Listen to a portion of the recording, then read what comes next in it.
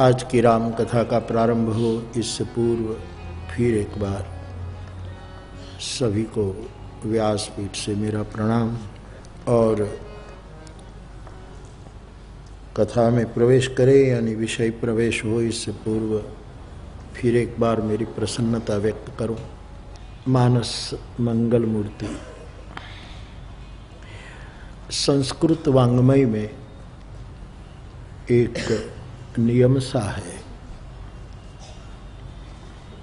कि वहाँ वर्णार्थ करने की भी छूट है। वर्णार्थ, वर्ण यानी अक्षर, एक एक अक्षर का अर्थ करने की संस्कृत में छूट है, उसको वर्णार्थ कहते हैं। जैसे कि गुरु, तो संस्कृत वाङ्मय कहेगा कि गु अंधकार का वाचक है और रु प्रकाश का वाचक है। और जिसके शब्द से, जिसके दर्शन से, जिसके स्पर्श से, जिसके चिंतन से हमारा अंधेरा मिट जाए और प्रकाश प्रकट हो जाए, उसको गुरु कहते हैं। गुरु अंधकार वाचक, गुरु प्रकाश वाचक, ऐसा आप संस्कृत में सुनते होंगे, पढ़ते होंगे। इसका अर्थ हो गया कि हमारे यहाँ वर्णार्थ है, एक एक अक्षर का अर्थ। शब्द पर जितना भारतीय मनीषा ने काम किया है, इतना किसी संसार की भाषाओं ने नहीं किया है जितनी। और इनमें भी संस्कृत देवगिरा ने जो काम किया है, इतना किसी ने नहीं किया। तो 52 जो हमारे अक्षर है, ये सभी अक्षर के अर्थ है। क ख ग घ से लेकर आप 52 में चले जाओ, पूरी वर्णमाला, पूरी 12 खड़ी। और उसके बाद एक 52 से बाहर है जिसका कोई अर्थ नहीं कर सकता, जो अर्थातीत है, शब्दातीत है। ठीक है, तो हमारे यहाँ इतने अर्थ होते हैं। एक तो वर्णार्थ कि एक एक अक्षर का आप अर्थ करके सूत्र को समझे। दूसरा है शब्दार्थ, पूरा शब्द 2 अक्षर का, 3 अक्षर का, 5, जो शब्द रचना हो, उसका शब्द का अर्थ एक दूसरी व्यवस्था है। वर्णार्थ, शब्दार्थ, तीसरी व्यवस्था है पदार्थ, वाक्यार्थ, तीसरा क्रम है वाक्यार्थ। पूरे वाक्य का अर्थ समझा। इस वाक्य में 2 शब्द हो, 5 हो, 7 हो, जैसा वाक्य, पूरे वाक्य का अर्थ हो, उसको वाक्यार्थ कहते हैं। तो वाक्यार्थ, और उसके बाद आता है पड़ाव पदार्थ। पूरे पद का, एक गीत है, एक गजल है, एक अष्टक है, सप्तक है, पंचक है, जो भी हो, पूरा पद, उसका एक केंद्रवर्ती अर्थ होता है पूरे पद का। उसको भारत की मनीषा पदार्थ कहते हैं।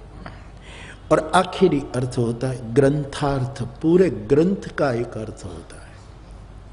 जैसे कि भागवत, तो कई संतों ने भागवत का, पूरे भागवत का ग्रंथार्थ कर दिया। जैसे रामचरितमानस, तो उसका रामायण, चलो वाल्मीकि का शब्द रामायण, तो राम का अयन, ये पूरे ग्रंथ का अर्थ है, पूरे ग्रंथ का, जिसमें राम का अयन है, राम की गति है, राम का भवन है, राम का निवास आदि आदि।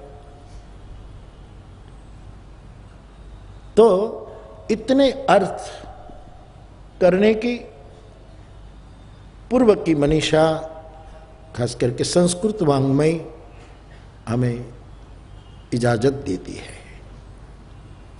वर्णार्थ, शब्दार्थ, वाक्यार्थ, पदार्थ, ग्रंथार्थ, इतनी यात्रा। तो कभी कभी किसी महत्व के सूत्र को समझने के लिए बहुत से अर्थों का आश्रय करना पड़ता है। गोस्वामी जी गणेश की वंदना करते हुए बोले, वर्णानाम अर्थ संघानाम रसानां छंदसामपि मंगलानां च कर्तारौ वंदे वाणी विनायको। मंगलाचरण का ये पहला मंत्र जिसमें सरस्वती जी की वंदना है और गणेश जी की वंदना है, और ये दोनों सरस्वती और गणेश मंगल करने वाले हैं, कल्याण करने वाले हैं, शुभ करने वाले हैं, आनंद प्रदान करने वाले हैं। इसलिए सरस्वती भी मंगल मूर्ति है और गणेश जी भी मंगल मूर्ति है। बिल्कुल सूक्ष्म अर्थ करें तो सरस्वती मानी बुद्धि और गणेश मानी विवेक, विनय। मानवी की बुद्धि, अच्छा शब्द है बुद्धि, लेकिन इससे भी ऊपर जाए तो प्रज्ञा। प्रज्ञा मंगल मूर्ति है और मानवी का विवेक नहीं, परम विवेक मंगल मूर्ति है। जिसमें आप प्रज्ञा का दर्शन करें तो समझो हम और आप ये मंगल मूर्ति है, और जिसमें केवल विवेक नहीं लेकिन परम विवेक का दर्शन करे तो समझो ये मंगल मूर्ति है। तो वहां वर्ण की भी चर्चा है, अर्थ की भी चर्चा है, रस की भी चर्चा है, छंद की भी चर्चा है, और आखिर में शब्द, अक्षर, शब्द, रस, छंद एक कल्याणकारी हो तो ही उनका अर्थ है, वरना कोई अर्थ नहीं। जो अक्षर हमारा कर्ण कल्याण न करे, परमात्मा को हम अक्षर कहते हैं, अक्षर है परमात्मा। ये मूल भारतीय सभ्यता का, हमारे वेदांत का, अथवा तो हमारे मूल धारा का शब्द है। फिर कई लोग उसको किडनैप करते हैं, ये बात और है। बाकी मूल धारा का शब्द है अक्षर, अक्षर ब्रह्म, ये मूल धारा का सनातनी गंगोत्री से निकला हुआ ये शब्द है। बाकी कोई किडनैप कर ले ये बात और है। तो इसलिए अक्षर, इसका भी अक्षर मंगलकारी होना चाहिए। राम का रकार मंगल कर देता है, अकार मंगल कर देता है, मकार मंगल कर देता है। कृष्ण का शब्द अक्षर एक एक लोग कल्याण कर देता, सब कल्याणकारी है। केवल एक अक्षर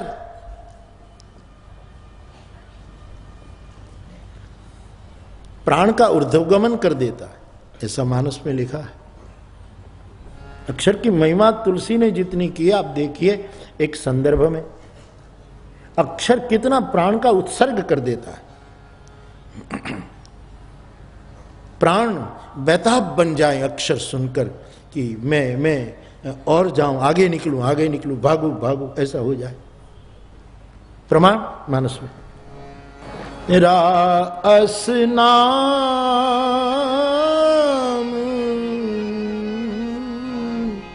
सुनत दस कंठ,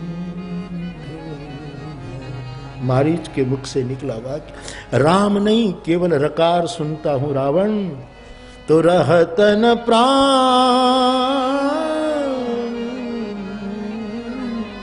मम पूरे इसका सीधा साधा तो अर्थ ये होता है कि रावण से कह रहा है कि राज सुनता हूं तो मेरा प्राण निकल जाता है, ऐसा अर्थ, यानी मौत आ जाती है। लेकिन ये तो रावण को डराने का अर्थ है। तत्वतः रा बोलने से प्राण निकल न जाए। प्राण अंतर से निकल करके अंतर्यामी में मिल जाता है, उत्सर्ग हो जाता है प्राण। रा बोलने से प्राण अंतर को छोड़ देता है और अंतर्यामी से मिल जाता है। और यहां कोई भी घटना होती है, हम अकेले से नहीं होती, सब सापेक्ष है। आप भगवान को भजते हैं ना, तो याद रखना इसको भी आपको भजने की इच्छा होती है। सापेक्ष है, आप अकेले नहीं भज सकते, वहीं से सपोर्ट आता है। प्रमाण ये यथा माम प्रपद्यन्ते, गीताकार ने कहा वो जिस तरह मुझे भजेगा उस तरह मैं उसको भजेगा। ये नियम है, सापेक्ष है। जीव शिव सापेक्ष है, जुड़वा है। तत्वतः वेदांत में एक है, लेकिन द्वैत बना हुआ है। भक्ति तो द्वैत बनाना चाहती है, रखना चाहती है। मैं सेवक सचराचर रूप स्वामी भगवंत, ये मेरा इष्ट, मैं उनका सेवक।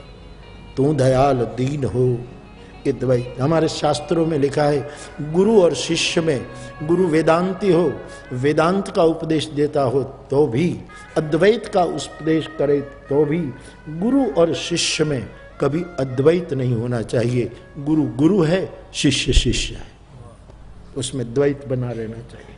तू ठाकुर मैं चेरो, तू दयाल दीन, तू दानी हो भिखारी, ये द्वैत जरूरी है। ये व्यवस्था आध्यात्मिक व्यवस्था है।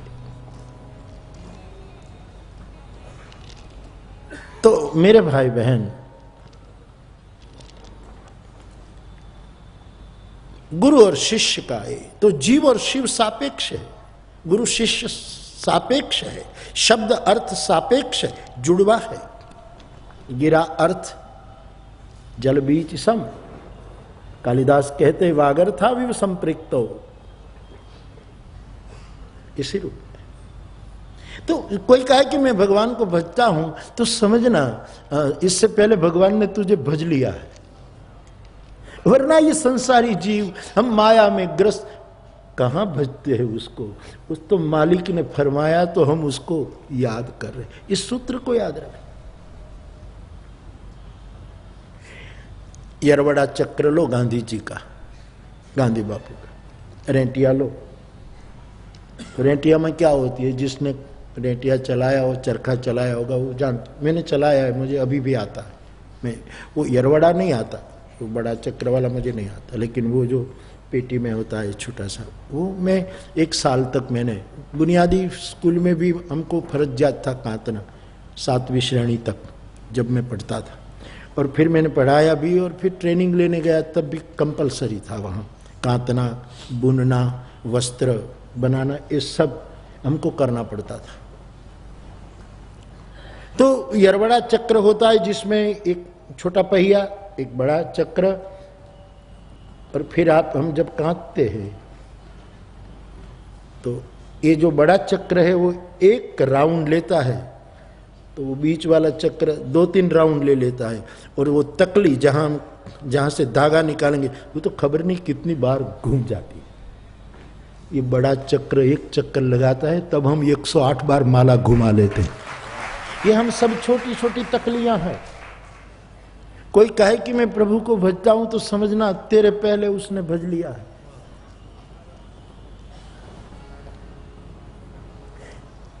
मजाज साहब का, मजाज का एक शेर सुनिएगा।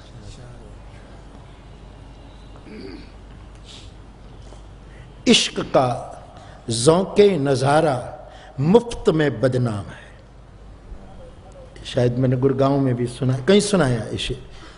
इश्क का ज़ौक़े नजारा, इश्क का, प्रेम का, प्रेमी का, इश्क वालों का देखना मुफ्त में बदनाम होता है। इश्क वाले देखते हैं तो लोग निंदा करते हैं कि सबको देखते देखते देखते, मुफ्त में बदनामी मिलती है। प्रेमियों, इश्क वालों को इश्क का ज़ौक़े नज़ारा, खूबसूरत नज़ारा देखना इश्क वालों का ये मुफ्त में दुनिया में बदनाम होता है। इश्क का ज़ौक़े नज़ारा मुफ्त में बदनाम है।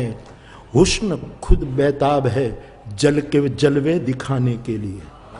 यहां हुस्न भी बेताब है कि तू थोड़ा प्रयास कर तो मैं पूरा पर्दा हटा दूं। सापेक्ष है। हुस्न भी बेताब है जलवे दिखाने के लिए। ये सूत्र भले उर्दू में उतरा है, लेकिन है जीव शिव के सापेक्षता का पर मोहर। इश्क का ज़ौक़े नजारा मुफ्त में बदनाम है। हुस्न भी बेताब है जलवे दिखाने के लिए। ये नियम है। एक बहुत छोटे बहर का उसका ही शेर, बिल्कुल सीधे साधे शब्द, लेकिन बात बड़ी पते की कह रहा है शायर। कुछ तो उनकी निगाह काफिर थी। देखिए देखिए कितनी सरलता से शायरी उतर रही। मेरी दृष्टि में इसकी बड़ी मूल्य है। मजाज बड़ा पहुंचा हुआ शायर था। शायर ज्यादा था, शराबी कम था। और कहीं लोग शराबी ज्यादा होते हैं, शायर कम होते हैं। और कुछ लोग न होश है न जोश है, केवल लिखते जाते हैं जिसका कोई अर्थ नहीं। कुछ तो उनकी निगाहें काफिर थी, कुछ मुझे भी खराब होना था। बात खत्म हो गई साहब। कुछ तो उनकी निगाहें काफिर थी, कुछ मुझे भी खराब होना था। कुछ तो परमात्मा ने हमें याद किया और कुछ हमें भी। ये दुनिया भले पागल कहे कि पगला गया विट्ठल विट्ठल बोलता रहता है, लेकिन कुछ हमें भी इस आध्यात्मिक खराबी चाहिए थी। हमें भी उसको पुकारना था, हमें भी ये पागलपन चाहिए था। कुछ तो उनकी निगाहें काफिर थी, कुछ तो हमें भी खराब होना था। बस इतनी ही छोटी सी बात, लेकिन कितनी महत्व की बात। ये वारकरी संप्रदाय का जो कीर्तन होता है, उनका पद गायन होता है, लोग बहुत मात्रा में इन्वॉल्व होते हैं उसको गाने में, नाचने में, प्रस्तुतिकरण में। और यही बड़ी एक अच्छी विधा है। बहुत बहुत आनंद आया।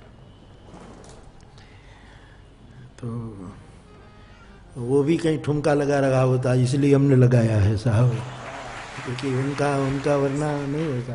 क्योंकि ये जो रेंटिए का चक्कर घुमा होगा तभी ये तकलियां घूम रही है सब, क्योंकि जीव शिव सापेक्ष है।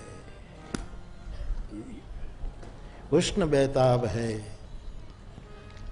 जलवे दिखाने के लिए, यो भी बेताब है कि कोई पर्दा हटे। तो हमारी चर्चा चल रही है मेरे भाई बहन कि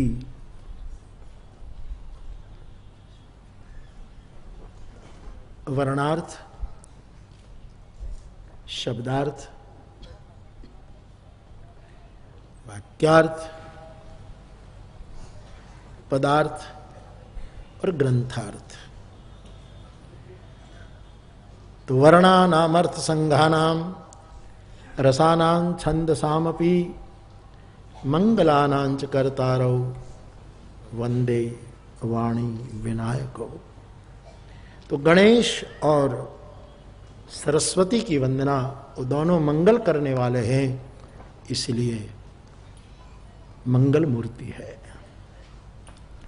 ये मंगल मूर्ति शब्द बड़ा अच्छा अब प्रस्थापित हुए। कल हमारी एक बेटी ऐसा बोल रही थी कि उसके पति महोदय ने कहा कि ये कुछ ऐसे चुटकुले सुनाए जा रहे थे। उसने कहा बापू हमने तो कथा सुनने के बाद उसको मंगल मूर्ति कहना शुरू कर दिया है, तो बात खत्म हो जाए। अब जिम्मेवारी मंगल मूर्ति की है कि मंगल मूर्ति बने। अच्छी बात है कि हमने तो कहना शुरू कर दिया कि आप मेरे मंगल मूर्ति है। बड़ा अच्छा। तो सरस्वती मंगल मूर्ति है, वाणी, पहले उसका थोड़ा वो समझ ले, मंगल मूर्ति, क्योंकि मंगल करने वाले, कल्याण करने वाले हैं सरस्वती। सरस्वती के 4 हाथ, 2 हाथ से उसने वीणा पकड़ी है। कौन मंगल मूर्ति?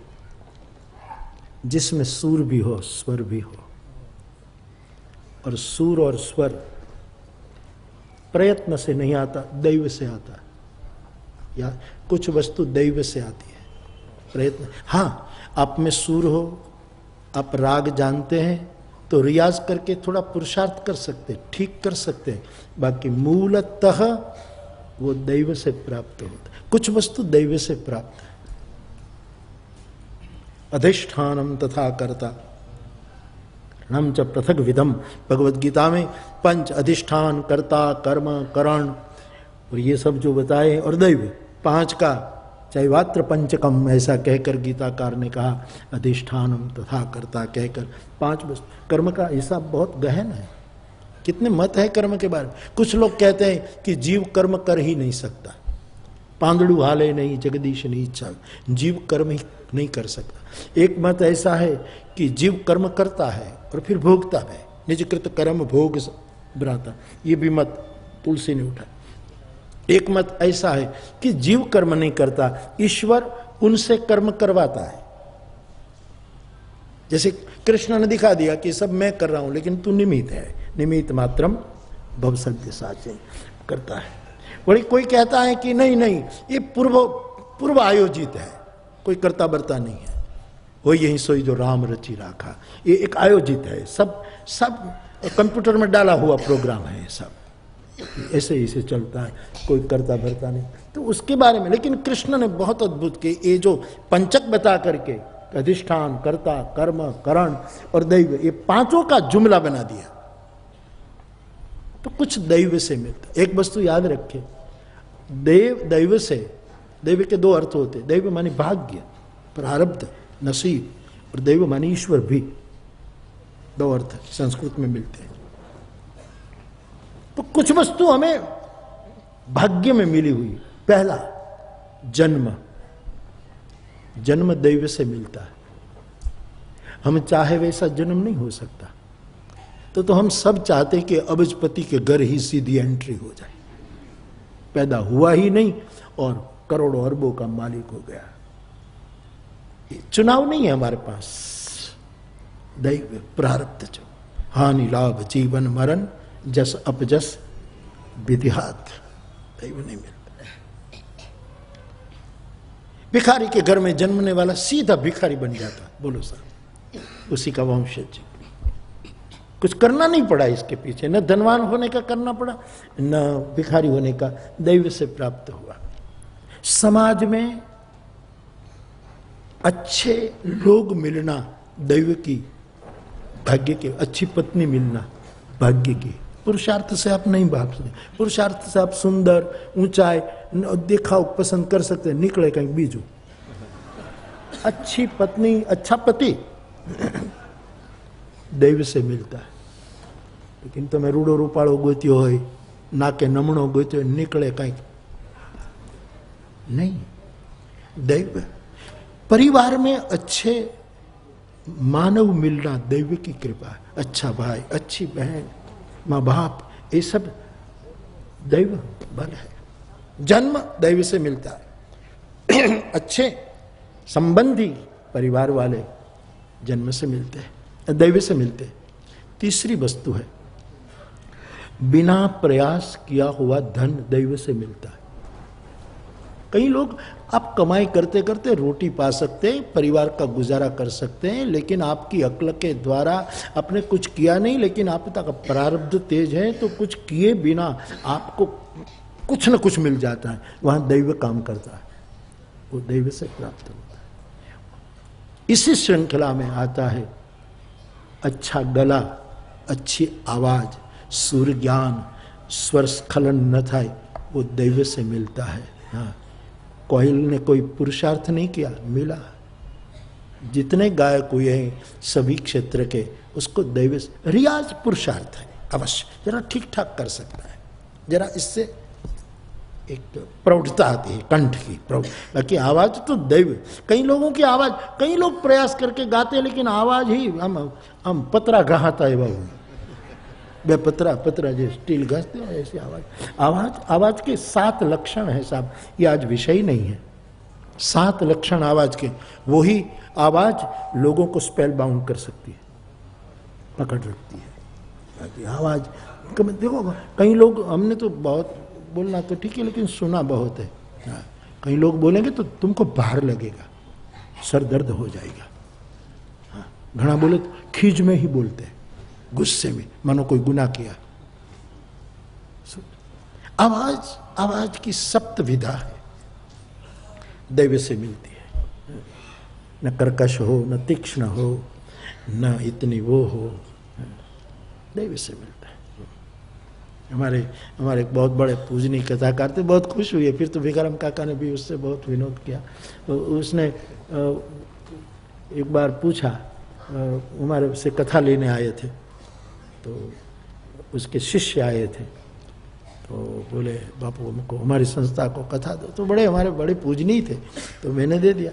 तो उसका शिष्य खानगी में भिखाराम काका को पूछे कि ये बापू की आवाज़ बैठती क्यों नहीं है, इतना बोलते तो आवाज़ तो कभी बैठ जाए, आवाज़ तो बैठ जानी चाहिए। ये अजय नहीं कल कह रहा था कि एक भाई प्लेन में बैठने गया तो आवाज़ आई, उतर जा खतरा है, बैठना मत, उतर जा प्लेन से। बेचारा उतर गया। ट्रेन में बैठने गया तो आवाज़ आई, उतर जा एक्सीडेंट होगा, उतर जा नीचे। बेचारा उतर गया। फिर बस में बैठने गया तो आवाज़ आई, उतर जा खाई में गिरेगा, उतर जा। तब उसने कहा कि मुझे जाना है, तुझे प्लेन से उतारा, ट्रेन से उतारा, बस से उतारा, तो तू है कौन? बोले मैं भगवान बोल रहा हूं। तो तू भगवान बोल रहा है तो जब मैं घोड़े पर चढ़ा था ब्याहने के लिए, तब तूने क्यों नहीं कहा कि उतर जा, उतर जा, मार डाला तूने मुझे, तब तेरी आवाज बैठ गई थी क्या? तब तेरी आवाज निकल नहीं रही थी, आवाज बैठ गई थी। उस समय बोलता तो ये दशा न होती। ऐसा कल चुटकिला सुना रहा था।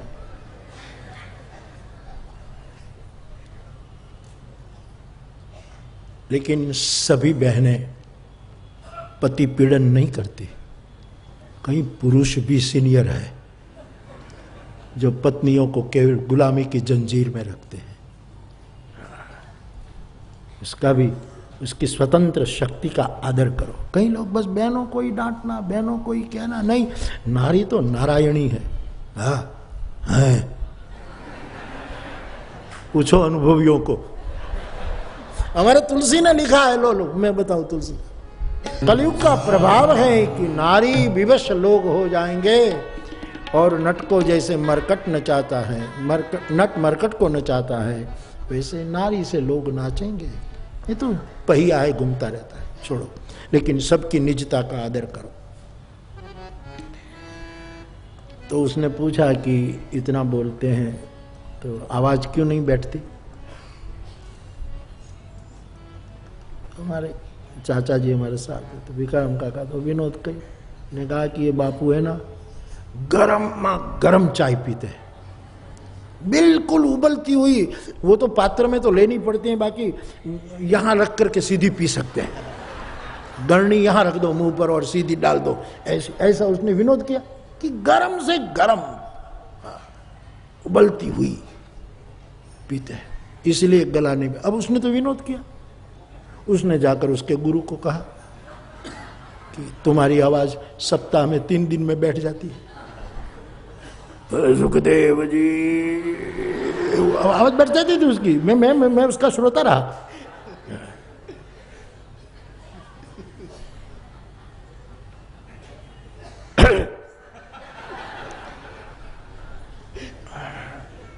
तो फिर बहुत मुश्किल पड़ता था उसको।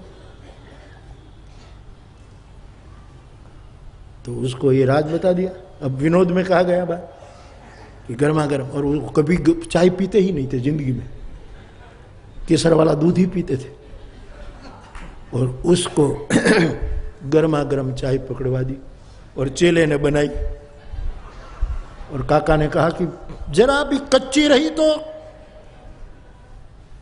आकाशवाणी हो जाएगी आवाज की, खुल जाएगी आवाज। इतनी गर्मा गर्म चाय, ये बनी घटना, पिलाई, जो आवाज थी वो भी चली गई।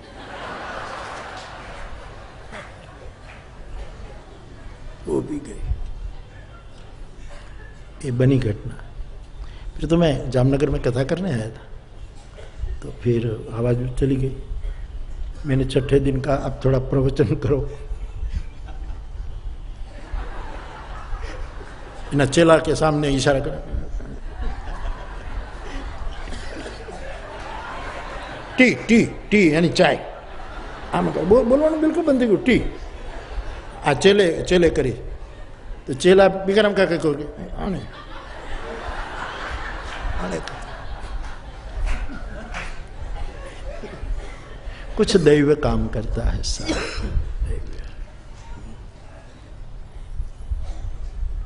जितने जितने महापुरुषों ने गाया है साहब, वो दैव से होता है।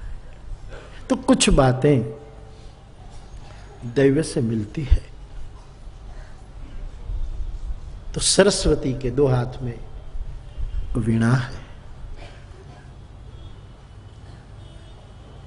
लेकिन माला भी रखती है सरस्वती। कौन मंगल मूर्ति? जिसका जीवन स्वरमयी हो, जिसका अर्थ स्वरमयी हो, और छता ये सब कला हो, ये सब विद्या हो, लेकिन जिसका भजन छूटा ना हो। माला भजन का प्रतीक। कितनी भी कला विद्या आप अर्जित कर लो, लेकिन भजन के भोग पर नहीं होनी। और ज्ञान, सरस्वती के एक हाथ में ग्रंथ होता है। आपको कितने ही ग्रंथ कंठस्थ हो, लेकिन माला मत भूलना। सब ज्ञान सोहन राम प्रेम बिनु ज्ञान। तो भजन, वेद विद्या और संगीत विद्या जिसमें भी हो, वो मंगल मूर्ति है। वो मंगलानांच करतारव है, वंदे वाणी विनायको। तो सरस्वती मंगल मूर्ति है। बड़ा सुंदर। हमारे देवताओं के जो रूप है बड़े प्यारे हैं, बड़े प्यारे। सरस्वती बड़ी सात्विक प्रतिभा है, प्रतिमा है। तो मूलतः तो मैं गणेश जी की बात करने चला था। वंदे, गणेश को मंगल मूर्ति हम कहते हैं। तो गणेश मंगल मूर्ति है। गणेश की तरह यदि जिसकी जीवनी बन जाए, तो वो भी समाज में प्रथम पूज्य हो जाए। और प्रथम पूज्य गणेश कैसे हुए? गणेश जी ने नाम स्मरण बहुत किया, नाम का आश्रय किया, इसलिए संसार में प्रथम पूज्य बने, मंगल मूर्ति बने। मेरे भाई बहन, हम उससे सीखे। हम प्रथम पूज्य नहीं बनना है, लेकिन यदि कोई नाम का आश्रय कर रहा है तो समझना ये हमारे लिए मंगल मूर्ति है। प्लीज, कोई नाम जपता हो, कैसे भी जपता हो, आलोचना मत करना। तोते की तरह रट रहे हो ऐसा मत कहना। उनको करने दो साहब। वो माला पर लोगों के, जिसको करना नहीं वो बहुत आलोचना करते, माला घुमाते रहते हैं। हाँ, हरि का नाम तो गिन गिन के लेते हैं और पाप तो बिना गिने करते हैं, ऐसे तर्क देते हैं। नहीं, तुम न कर सको तो न कर सको, लेकिन आलोचना न करो। कई लोग कहते हैं हरि नाम लेते लेकिन होठ तो हिलते रहते हैं, अजपा जप करना चाहिए। तू अजपा कर, तू ये शुरू करना, सलाह देता है तो तू कम से कम कर अजपा। नहीं साहब, नाम जपने वाला मंगल मूर्ति है। गणेश की तरह प्रथम पूज्य होने की चाह मत करो। ये तो गणेश निभा सकता है वो स्थान। हमें शायद वो पद मिल भी जाए तो गिरने में देर नहीं लगती, क्योंकि अहंकार बड़ा खतरनाक है। शराब की भट्टियां तो जहां होती होगी वहीं से लोग खरीद खरीद पीते हैं, लेकिन अहंकार की भट्टी के बिना, अहंकार की शराब के बिना कोई घर खाली नहीं है। अपने घर में ही पैदा होती है शराब। अहंकार, जिन कृत महामोह मद पाना। तुलसी कहते जिन्होंने मोह रूपी और प्रतिष्ठा का और खबर नहीं किन किन प्रकार की शराब पी रखी है। धन मद मत्त परम वाचाला, उग्र बुद्धि उर दंभ विशाला। तो गणेश नाम के कारण मंगल मूर्ति है, क्योंकि प्रभु का नाम मंगल है। मंगल भवन अमंगल हारी, उमा सहित जेहि जपत पुरारी। तो संसार में जो नाम जप करता हो, कैसे भी करता हो, आलोचना मत करो। बस ये आलोचना में जितना समय निकालते हो इतना तुम नाम जप शुरू करो, ये फायदा हो जाएगा। हरि नाम लो।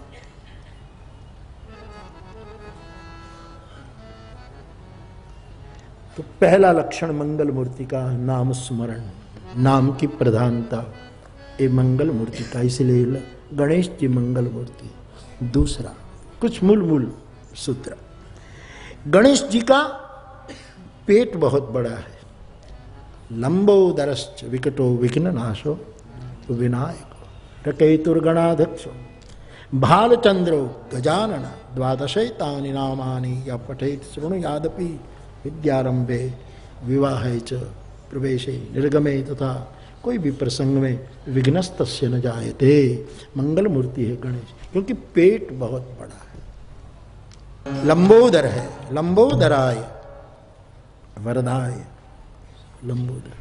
मंगल मूर्ति समाज में वो माना जाए जिसका पेट बहुत बड़ा हो, प्रशंसा निंदा सबको संभाले, उल्टी न करे, बमन न करे, सागर जैसा पेट, समाज में अच्छा भला बुरा सबको सह ले, पी जाए। कबीर का एक बहुत बड़ा प्यारा पद है, भला बुरा सबका सुन लीजे, भली बनी बात सबूरी में, मन लागो मेरो यार फकीरी में।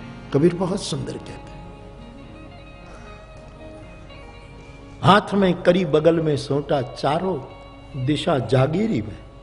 दादागिरी तो देखो कबीर, हाथ में एक भिक्षा पात्र, कशकोल भिक्षा पात्र है, और बगल में सोटा, साधु की लाठी बगल में, और इतना ही होने के बाद चारों दिशा जागीरी में, क्योंकि मन लागो मेरा यार मेरो यार फकीर में। उस पद में एक पंक्ति है, प्रेम नगर में रहनी हमारी। कबीर कहते हैं, मैं नफरत के नगर का वासी नहीं, मैं प्रेम नगरी का वासी हूं। मैं घृणा, महत्वाकांक्षा, तृष्णा, स्पर्धा के नगर में, दो ही नगर है, संघर्ष का एक नगर, दूसरा प्रेम का नगर। किस नगर का नागरिकत्व लेना है वो साधक को निश्चित करना चाहिए। हम सब महत्वाकांक्षा की नगरी में रहते हैं। बच्चा पैदा होता है तब से मां उसको महत्वाकांक्षा बना देती है। कोई भी बच्चा स्कूल जाएगा तो मां उसको कहेगी पहले नंबर आना, पहले नंबर आना। क्लास में 30 होते हैं, 30 हो तो पहले नंबर नहीं आ सकते, एक ही आ सकता, 29 का क्या। और जो पहले नंबर आया, महत्वाकांक्षा आना चाहिए, पहले नंबर आया, फिर उसको चिंता होगी कि हर वक्त पहले नंबर आऊं। और जो 29 नापास हो गए, इतने वो डिप्रेस नहीं होते, लेकिन हर वक्त पहले नंबर आता है, वो कभी उसका नंबर चुकता है तो डिप्रेस होने में देर नहीं लगती। महत्वाकांक्षा आदमी को स्वस्थ नहीं रहने देती। हम उस नगर के नागरिकत्व लिए हुए हैं। कबीर कहता है, प्रेम नगर में रहनी हमारी, मेरी रहन तो प्रेम नगर में है, हम स्पर्धा में नहीं है किसी से। डॉक्टर है, लकड़हारा है, हमारी नगरी में समान हक है। एक डॉक्टर हो तो उसकी भी वो इज्जत, और लकड़हारा हो तो उसकी भी इज्जत, न कोई छोटा न कोई बड़ा। संगीतकार हो उसकी भी इतनी इज्जत, और कोई कंगन बेचता हो उसकी भी इतनी। प्रेम नगर में रहनी हमारी। तो जिसका पेट बहुत बड़ा है वो मंगल मूर्ति, स्थूल रूप में नहीं, सागर पेटा जिसको गुजराती में कहते हैं। माधुभाई पालिताणा वालों गाय माधु आपरो के 100 नदियों निंदा केरी शील वृत्ति में समाय। 100 निंदानी नदियों पण जेनी शील वृत्ति में समाय। सागर पे कोई कुछ भी कहे लेकिन सब पी जाए और मुस्कुराता रहे, स्वाभाविक।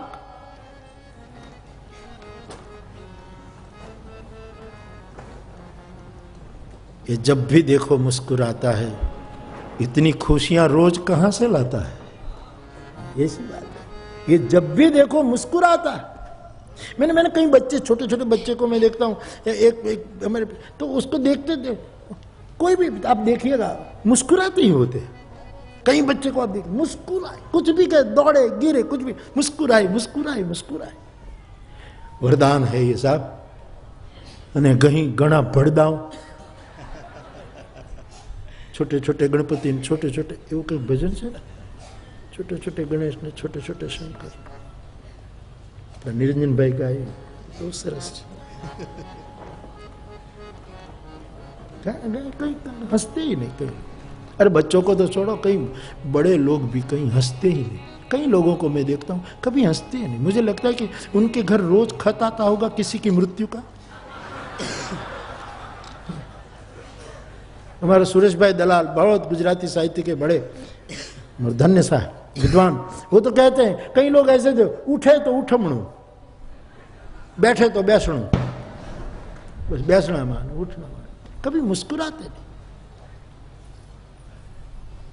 हाले दिल हाले गम उसको सुनाते जाइए, शर्त इतनी है कि मुस्कुराते जाइए।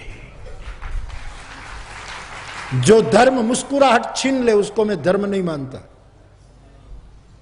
धर्म तो टैगोर कहते हैं प्रत्येक कली की प्रत्येक पत्ती खुल जाए उसको निर्वाण है, उसका नाम निर्वाण है, टैगोर कहता है। हम मुस्कुराना भूल गए, भुला दिया गया। कईयों के स्वभाव भी होते हैं ऐसे कि मुस्कुरा दे। एक भाई को तो मैं, बहुत बड़ा ऑफिसर थे, बहुत पहचानता था, कभी इसका चेहरा बस रोश में ही रहता था। और मेरी कथा में वो इतने बड़े बड़े आदमी थे, तो लोगों ने उसको मेरे बिल्कुल बगल में बिठाए थे। जैसे डोंगरे बाबा की कथा में एक सन्यासी बैठते थे दाईं ओर, एक महात्मा वो घड़ी रख देते थे बाबा के सामने और वो बैठ जाते, उसको एकमात्र अधिकार था वो। हाँ, आप सबने देखा होगा, एक सन्यासी बैठते थे, तो वो ऑफिसर भी बैठते थे, लेकिन इतना मुंह चढ़ाए बैठते थे। तो मैं तो चौपाई में ध्यान न रहे, उसके चेहरे पर ही ध्यान जाए कि उसको क्या हुआ है यार। मेरी कथा उसको भाती नहीं, भूल में ले ली, बुलाया, और क्यों ये मुस्कुराता नहीं? मैं कि लाख चेष्टा करूं, कोई असर नहीं, संवेदन मुक्त, हंसे ही ना चेहरा। 7-8 दिन हो गया, मेरे से रहा नहीं गया। तो दिव्य जीवन संघ वालों की ये कथा थी, डिवाइन लाइफ सोसाइटी वालों की, बड़े बड़े ऑफिसरों की थी, तो उसके अधिकारी सब लोग। तो मैंने एक आदमी को जो मूल आयोजक था उसको एक दिन बुलाया। मैंने कहा भाई साहब अब 2 दिन है, निकल जाएंगे, लेकिन मुझे तकलीफ हो रही कि ये कौन बैठा है मेरे पास। बोले बापू कुछ बोलना मत, सबसे बड़ा अधिकारी है। मैं कहा तो हो, लेकिन ये मैंने क्या बिगाड़ा है उसका? तो मुंह चढ़ाई बैठता है, देखता रहता है, बस मुंह चढ़ाए मानो पूरी दुनिया का भार लेकर बैठा है। तब उस महाशय ने कहा बापू ये अंदर से बहुत मुस्कुराता है, लेकिन शक्ल ही ऐसी है। कई लोगों के चेहरे ऐसे होते हैं, रोते हैं कि हंसते हैं पता ही नहीं, चेहरे का शेप ही ऐसा। पहले देखे तो लगे अरे रो रहा है, एक क्षण के बाद लगे नहीं हंस रहा है, मारा वाला ये शू शू बनायो છે ए राखना रमकड़ा, ऐसी बात है। तुलसी लिखते एक पिता के विपुल कुमारा, अहोई वृद्ध के गुण हंसना तुम्हारा चेहरे में न हो और सगवड़ होना तो कोई डॉक्टर से सर्जरी करवा करके जरा शेप बदल दो, दुनिया ने बिगाड़ा नहीं है कुछ। जरा मुस्कुराहट चेहरे पर। कुछ लोग होते हैं, कुछ बच्चे होते हैं, कुछ युवान होते हैं, हंसते ही मुझे बहुत अच्छा लगता है, जमाना मुस्कुराए, मैं गाता रहता था। और कई लोग ऐसे होते हैं कि रोज रोज उसको फायदा ही होता है तो भी मुस्कुराते नहीं। एक भाई ने पूछा कि भाई साहब आप क्यों, क्या हुआ है, ऐसे ऐसे रोता हुआ चेहरा क्यों है, कुछ बिगड़ा? अरे बोले क्या बताए यार, मेरा एक चचेरा भाई रहता था दिल्ली में, वो 1 महीने पहले मर गया। अरे सॉरी, वो ऐसा है। तो फिर बोले मर गया लेकिन बिन वारिस था, कोई संतान नहीं थी, तो उसकी जितनी जमीन जायदाद थी सब मेरे नाम कर गया। तो पूछने वाले ने कहा कि तो फिर आपको प्रसन्न होना चाहिए, उसकी मिली है तो उसमें से दान करो, 10वां हिस्सा निकालो, सेवा करो। फिर पहले सुनो, 15 दिन पहले कलकत्ते में एक दूसरा चचेरा भाई रहता था, वो भी बिन वारिस मर गया, वो भी 3 करोड़ मेरे नाम ले गया। अरे तो अब तो मुस्कुरा। बोले खाक मुस्कुराए, 15 दिन से प्रतीक्षा कर रहा हूं, एक बम्बई में रहता था, उसकी कोई खबर नहीं आ रही, वो भी बिन वारिस। अरे क्या यार इसको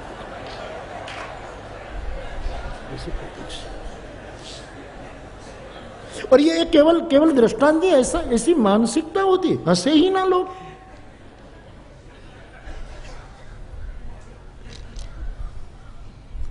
जिस घर में माँ बाप न हंसे, इससे बच्चों को मैं प्रार्थना करता हूं तुम्हारे माँ बाप को हंसी आए, ऐसे कुछ न कुछ बहाने बनाओ घर में। ये मुंह चढ़ाए क्यों फिरते हैं? बच्चों ने कोई गुनाह किया है? जो न हंसे माँ बाप, उसको ऐसा बच्चों को मैं उकसाता हूं, छोटे छोटे बच्चों को। हाँ, आज से ही शुरू कर देना, जिसके घर में माँ बाप ना हंसे उसको हाँ, माँ की साड़ी पकड़ना, बाप का कुर्ता पकड़ना और कहना मम्मी से पापा से प्यार है। उसको हंसना ही पड़ेगा, जाएगा कहां? हंसेगा, कुछ न कुछ गाओ, कोई श्लोक गाओ, कोई मंत्र गाओ, कोई चौपाई गाओ, अभंग गाओ, उसको हंसाओ। हंसता हुआ चेहरा अस्तित्व का खुला हुआ पुष्प है, खिला हुआ। जिसका पेट बड़ा है, 100 निंदानी नदियों शील वृत्ति में समा जाए।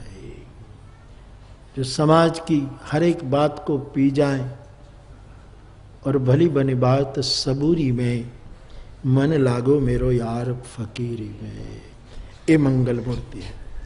दूसरी बात, गणेश के हस्ती मुख होने के कारण, हाथी का मुख होने, गजानन होने के कारण इसके कान बड़े बड़े हैं।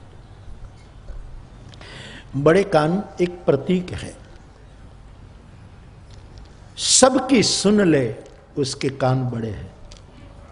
राजा, रंग, कोई भी हो, गरीब, तवंगर, सबकी बात सुने, इतने बड़े संकीर्ण कान नहीं कि अपने हो उसकी ही बात सुनी जाए, परायों की बात न सुने। गणेश सबकी बात सुनता है, और जो सबकी सुने वो मंगल मूर्ति। और हाथी को मच्छर की बहुत डर लगती है, इसलिए वो कान फड़फड़ा रहता है। मच्छर की गूंज उसको, इसका मतलब डर लगता है। मतलब क्या है कि छोटे से छोटे जीव की भी मैं बात नहीं सुनूंगा तो मेरी मंगल मूर्ति खंडित हो जाएगी, उसको डर लगता है। एक मशक समान, एक मच्छर जैसा, एक बिल्कुल गया बीता तत्व हो, उसको भी मंगल मूर्ति सुनता है। सबकी आवाज सुनी जाए। हम तो ऐसे स्वार्थी होते जा रहे हैं कि अपनों की सुने, परायों की नहीं। ये दूसरा लक्षण मंगल मूर्ति का मेरी व्यासपीठ की दृष्टि में। तीसरा, गणेश जी की नाक बड़ा है, सूंड बड़ी लंबी है। नाक आदमी की इज्जत का प्रतीक है, आदमी की प्रतिष्ठा का प्रतीक है। नाक, नासिका। मुझे महाराष्ट्र में खबर नहीं, लेकिन गुजरात में तो लोग कहते हैं भाई एनु नाक बहु मोटू है, यानी प्रतिष्ठा बड़ी बड़ी है, दुनिया में फैली प्रतिष्ठा है। बस शरीर के कुछ भी, गुजरात में कहते शरीर के कुछ भी अंग कट जाए, लेकिन ये नानकड़ू नाक न कट जाए, इतना ध्यान रखते, नाक न जाए। जिसकी प्रतिष्ठा समाज में हो, जिसने कर्म ऐसे किए हो कि जिसकी इज्जत बहुत लंबी हो, इज्जत बड़ी प्यारी हो, वो गणेश मुख है। वो मंगल मूर्ति है। एक और लक्षण, आप हाथी को देखिएगा, कान बड़े हैं, पैर बड़े स्तंभ के समान है, पेट बड़ा है, दांत भी बड़े हैं, सूंड यानी नाक बड़ी है, कान बड़े हैं, पेट बड़ा है। लेकिन हम सब ने हाथी देखा है, हाथी की आंखें छोटी होती है।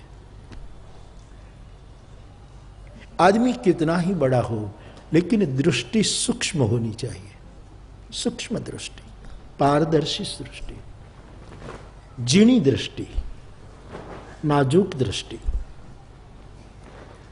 जो सूक्ष्म से सूक्ष्म तत्व को भी पहचान सके, ऐसी दृष्टि ये मंगल मूर्ति का लक्षण है। और हाथी बहुत संयमी प्राणी माना गया है। रुत आती है तब उसके लिए योजना बनती है। जिसके जीवन में संयम की प्रधानता हो वो मंगल मूर्ति है, जो संयम की प्रधान। और हाथी के पास सब है, बल है। कहते हैं प्राणी जगत में हाथी के पास बुद्धि भी है, ऐसा माना जाता है। अब उसके लिए स्पष्ट तो नहीं कहा जाए, क्योंकि ये तो जब हम खुद हाथी बने तब पता लग सकता है, बाकी अंदाज है ऐसे। लेकिन कहते हैं हाथी के पास बुद्धि बहुत है, उसके पास बुद्धि तत्व तुलना में और प्राणियों से ज्यादा है। तो बुद्धि बल है, शारीरिक बल है, नाक लंबी है, आंख सूक्ष्म है, पेट बड़ा है, बहुत सबको श्रवण करता है। लेकिन हाथी और प्राणियों की तुलना में ज्यादा दौड़ता नहीं है। आप कहोगे कि स्थूल काय के कारण शरीर बड़ा है इसलिए, ऐसा नहीं, हाथी दौड़ते भी हैं।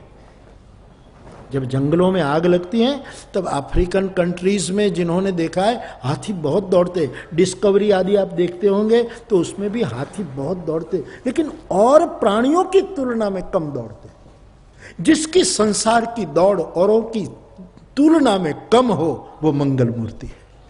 मैं ये प्राप्त कर लूं, मैं ये प्राप्त कर लूं, दौड़ने में ही जिंदगी बर्बाद हो जाए। मुझ में अक्ल है, मुझे लोग पूछते हैं तो अब ये भी सर कर लूं, ये शिखर भी छू लूं, दौड़ दौड़ पूरी जिंदगी दौड़ने में चली जाए, वो मंगल मूर्ति नहीं है।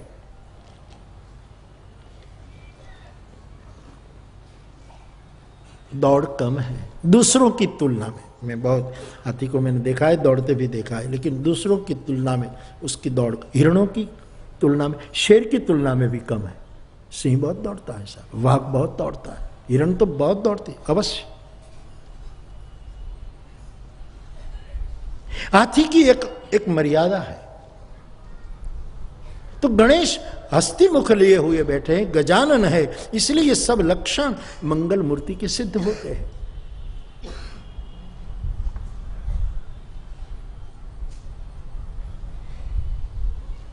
दोट नहीं।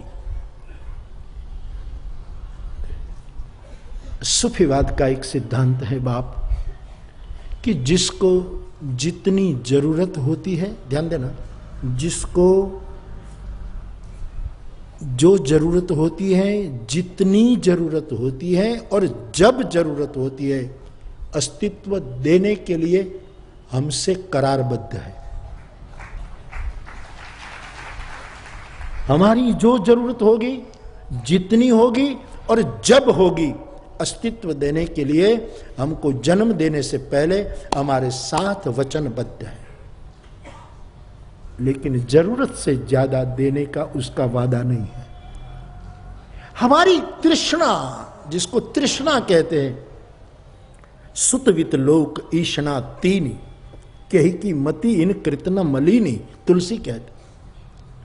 हमारी पुत्रेषणा मानी कामेषणा, विशेषणा, वित्त मानी धनेषणा, पैसों की ईषणा। मर्यादा में सब ठीक है, और यदि आपको ज्यादा मिला है तो फिर मैं प्रार्थना करके आगे बढ़ूं, कल का निवेदन, कि उसके 10वें हिस्से निकालते जाओ। ये अस्तित्व का भाग है, नहीं निकालोगे तो किसी न किसी रूप में वो निकाल लेगा, वो छोड़ता नहीं।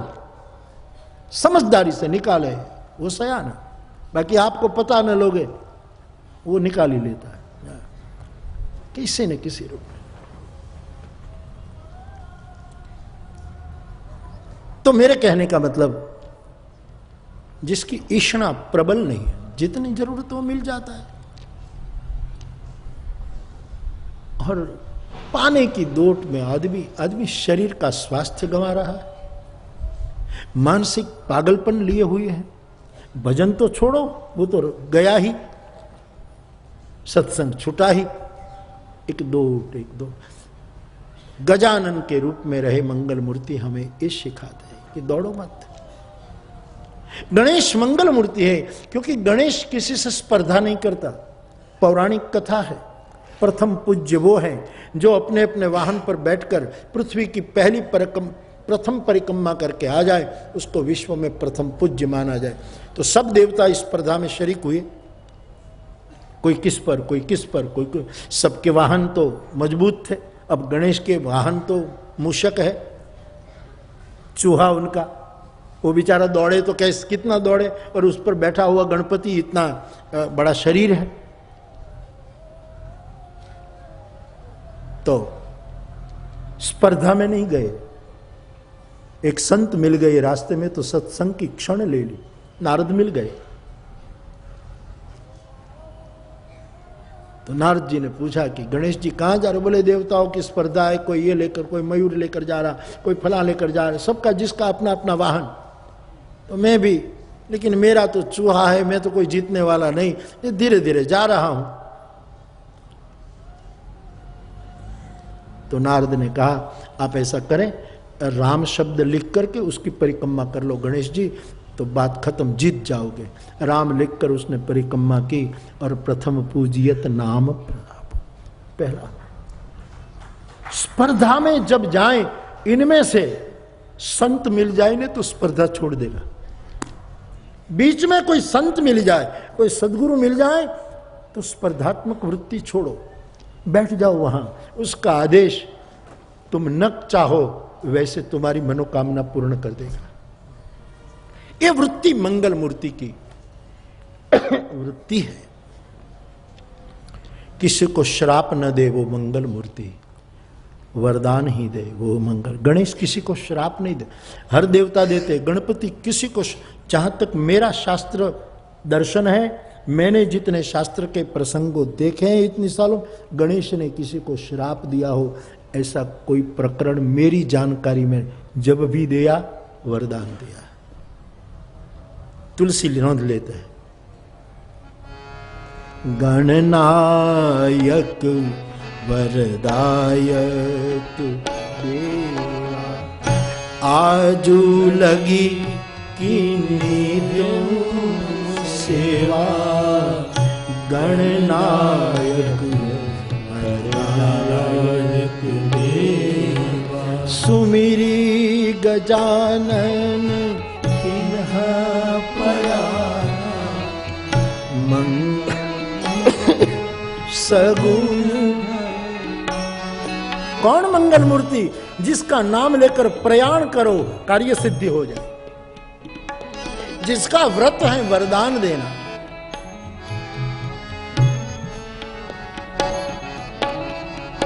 मोदक प्रिय मोद मंगल दाता, विद्या वारिधि विधाता, गाइए गणपति जग। विनय पत्रिका का पहला पद, तो स्वामी जी का एक बहुत मूल्यवान ग्रंथ विनय पत्रिका, उसका पहला गणेश जी की ये मंगल मूर्ति है। गाइए गणपति जग वंदन, शंकर सुवन भवानी नंदन, गाइए गणपति जग वंदन। मोदक प्रिय मुद मंगल, मंगल मूर्ति कौन? गणपति। क्यों? मोदक प्रिय, उसको मोदक प्रिय, मोदक माने लड्डू, लेकिन ये तो स्थूल अर्थ है।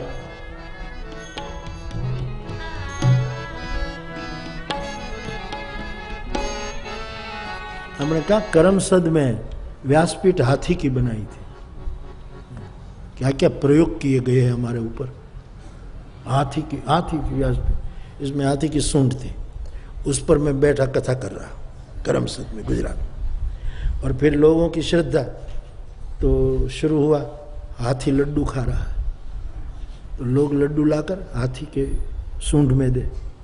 ये तो बनावटी हाथी, वो कैसे का? लेकिन हाथी तो बड़ा था, तो पीछे से एक बच्चा अंदर जाता था। ये बनी घटना है। अब मुझे क्या पता कि ये खेल हो रहा है, मैं तो ऊपर चौपाइया गा रहा हूं।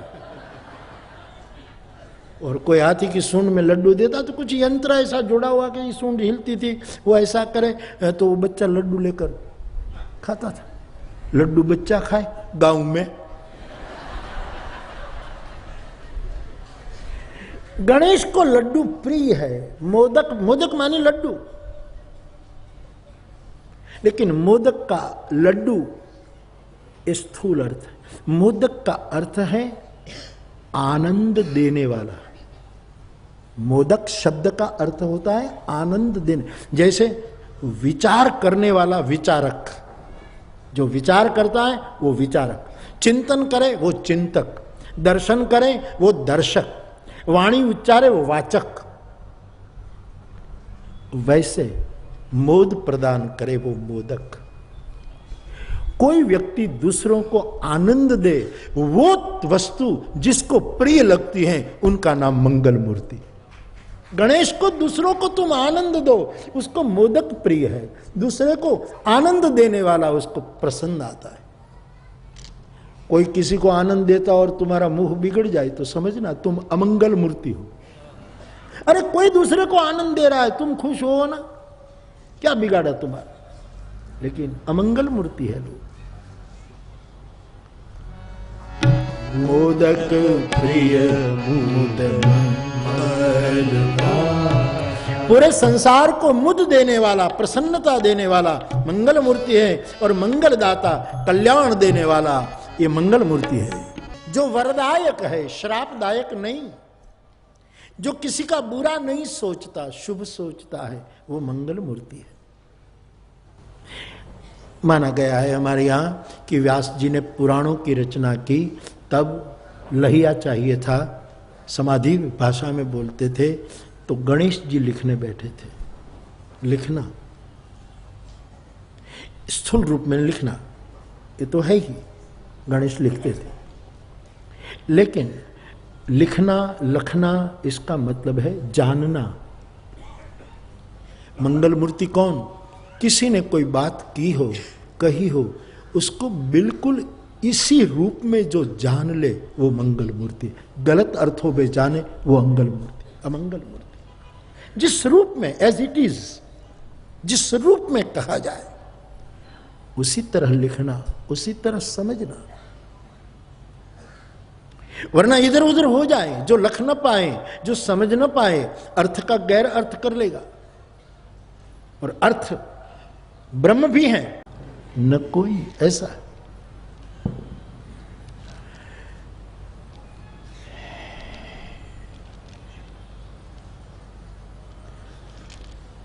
फिर मीरी, उर्दू में मीरी, मेरी नहीं, मीरी।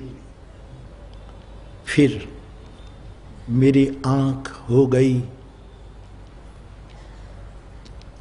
नमनाक। जैसे पूर्णम शब्द है, नमनाक मानी सजल हो गई। मेरी आंख थोड़ी झुक गई, भीगी हो गई। फिर मेरी आंख हो गई नमनाक। फिर किसी ने मेरा मिजाज पूछा है। बस इतनी ही बात है। समझना भी मुश्किल है साहब। एक लेवल की शायरी है ये। हाँ, एक लेवल की शायरी। सूफीवाद में शराब को आत्मा कहते हैं। ये शराब आत्मा है, ये आत्मा की घटना है। फिर मेरी आंख हो गई नमनाक। फिर किसी ने मिजाज पूछा है, किसी ने छू दिया मर्मस्थान को कि हे साधु, हे सदगुरु, हे प्रभु का प्यारा, तेरा मिजाज, और ये मिजाज पूछा और मेरी आंखें डगडगा गई। मैं फिर वही स्थिति में चला गया। 2 ही पंक्ति बस, और केवल एक छोटा सा शेर मात्र, गजल नहीं है ये।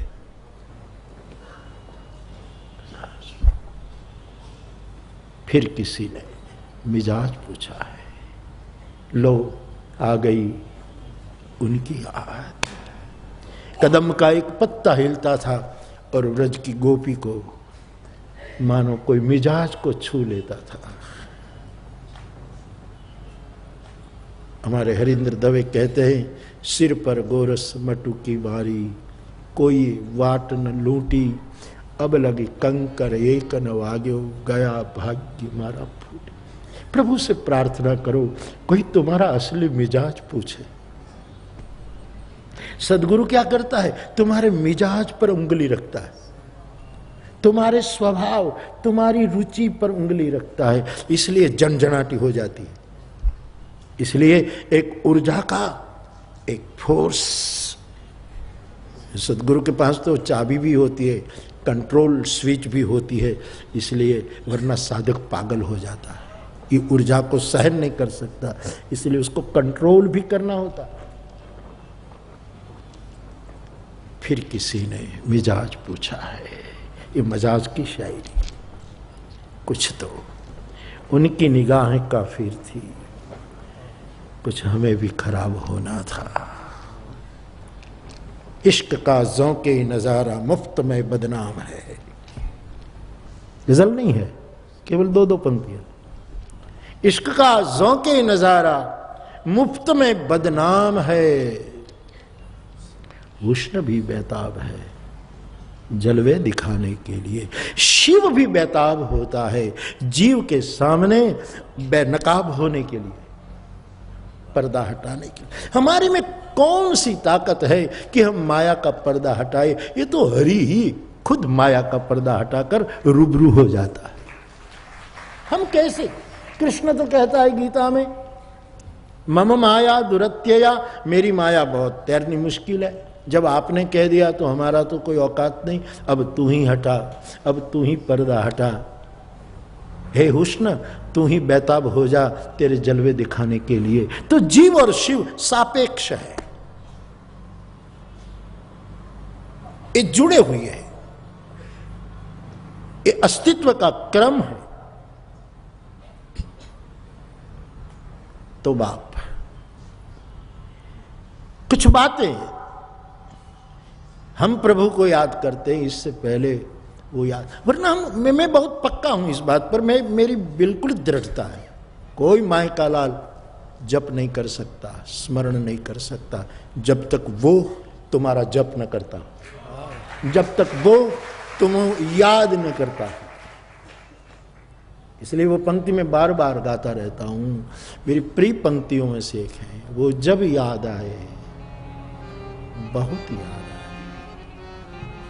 ये भक्ति है, ये भाव है, ये प्रेम की महफिल है, यहां कोई ज्ञानवान नहीं है।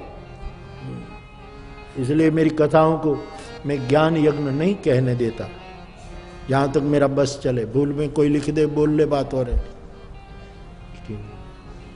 कभी गोपाल दास नीरज ने गाया था, ये मस्तों की प्रेम सभा है, यहां संभल कर आना जी, और जो आ जाएगा हो जाएगा किसी का दीवाना जी। यहां एंट्री है, एग्जिट नहीं है, एंट्री है, एग्जिट नहीं है। यहां हिस्ट्री नहीं है, स्पिरिचुअल अध्यात्म है, नगद अध्यात्म है। यहां बकबक नहीं है, मौन है। ये तो मैं बोलता हूं आप सुनते, तत्वतः तो सब मौन है, ये सब सन्नाटा है, ये सन्नाटे में अनंत की यात्रा है। सोचिए, इसी मस्ती से सुनिएगा। सुनना बहुत बड़ी भक्ति है।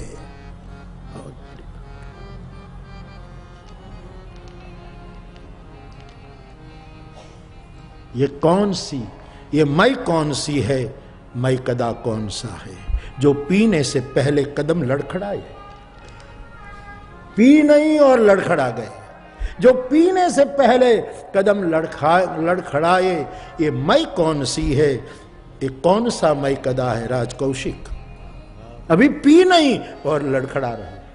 ये कौन सी मय है, ये कौन सी माधुरी है, ये कौन सी शराब है, ये कौन की आत्मरति है, ये कौन सी आत्म क्रीड़ा है?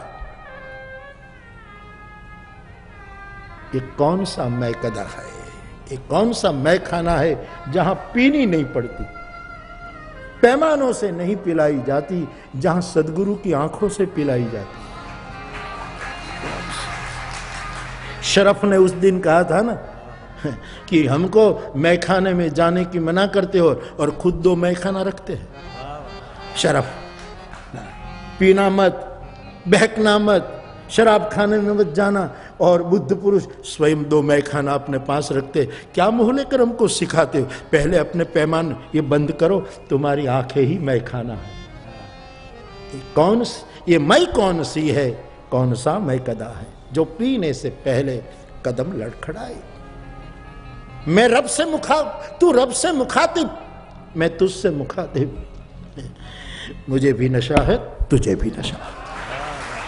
मैं रब से मुखातिब, तू सदगुरु को कहता है शायर कि तू तो ईश्वर के सामने मुखातिब, सन्मुख है, और मैं ईश्वर को नहीं देखा, मैं तेरे सन्मुख हूं। तू रब से मुखातिब, मैं तुझसे मुखातिब। तुझे भी नशा है, मुझे भी नशा है। मैं इसलिए कुछ कहता नहीं हूं कि मुझको पता है कि तुम्हें सब कुछ पता है। मैं कोई भीख नहीं मांगता तेरे पास, मैं कोई प्रार्थना नहीं करता, मैं कोई लिस्ट नहीं रखता, मैं कोई अर्जी पत्र नहीं देता, क्योंकि मुझे सब पता है कि तू सब जानता है। मैं तेरे अंतर्यामी पने का खंडन नहीं करूंगा।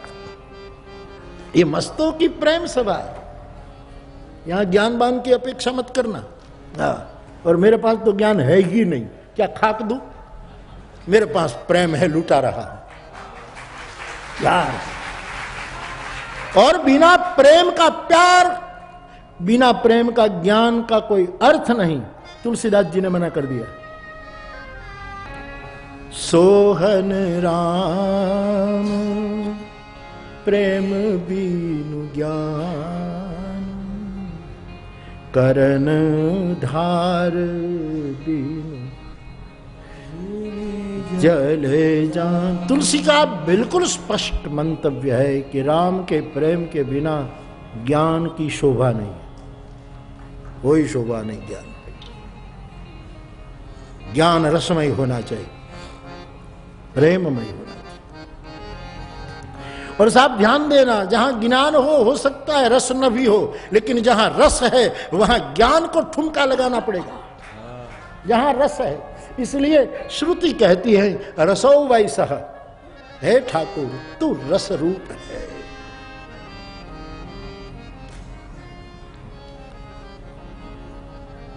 तो इन सूत्रों को यदि आपके हृदय को भाएं तो जरूर उस पर सोचना कि जीव और शिव सापेक्ष है, एक के बिना एक रह नहीं सकता। हाँ, थोड़ी खटाई गिर जाती है तो दूध और पानी में थोड़ी गड़बड़ हो जाती है, लेकिन दोनों एक हो जाते हैं। जल पई सरिस बिकाई, देखूं प्रीति की रीति भली। एक छोटा सा, एक हल्का सा पर्दा होता है। तुलसी तो कहते हैं पर्दा भी तू रख, लेकिन जरा पतला रखना कि पर्दे से भी तू दिखाई दे।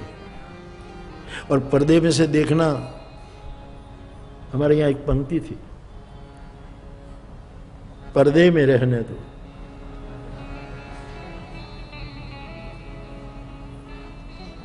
पर्दा जो उठ गया तो फिर पर्दा न हटाओ। रहस्यों के पर्दे होते हैं, मिस्ट्री जिसको कहते हैं, रहस्यवाद जिसको कहते हैं। ऐसे रहस्यवाद का उद्घाटन तो किसी ने आत्मा की शराब पी रखी हो उसके पास ही मिलता है, कोरे ज्ञान से नहीं मिलती। और मैं एक सूत्र कहकर आगे बढ़ूं, ये भारत की भूमि, भारत की ही क्यों, इस पृथ्वी दूसरे ग्रह को हमने देखा नहीं है। लेकिन ये पृथ्वी जो है, भारत जो है, वो लड़ने की भूमि नहीं है, नाचने की भूमि है। जो लड़ा वो मरा, जो नाचा वो पा गया। कुछ तो उनकी निगाहें काफिर थी, कुछ तो उनकी निगाहें काफिर थी, कुछ मुझको भी खराब होना था। इश्क बदनाम है, इश्क का ज़ौक़े नजारा मुफ्त में बदनाम है। हुस्न भी बेताब है जलवे दिखाने के लिए। फिर आंख हो गई नमनार, फिर किसने मिजाज पूछा है। साहब ये मस्तों की महफिल, ये तलगाजरड़ा वाले का मैखाना है, जहां बिन पिए कदम लड़खड़ाए हुए हैं। ज्ञान बान की कोई गुंजाइश नहीं, मेरी औकात भी नहीं, मैं ज्ञान कथू, मैं बिल्कुल कहता हूं ज्ञान बान का हमारी कोई सूझ नहीं, न कोई मेरा कोई ज्ञान। क्या पियो, आत्मा की शराब पियो। हमने देह की शराब पी रखी है, इसलिए कुछ समय चढ़ती है, कुछ समय के बाद उतर जाती है। देह की पीना हो तो दिल की पियो, असली शराब। हाँ, शंकर के भट्ठी में पक्की शराब। और तुम तो खूब पियो, महाराष्ट्र में तो छूट है।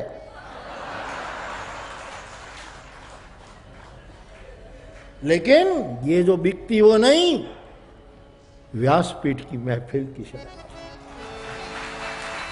खूब पियो, इतनी पियो कि कभी उतरे ना। एक प्रश्न, शराब किससे बनती है? प्लीज कोई अनुभवी बताए। किससे? महुआ?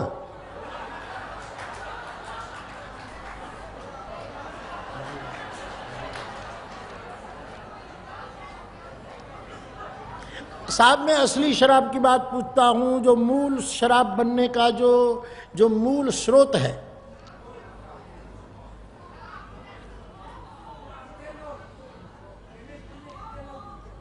अश्विन तुम्हें पता है?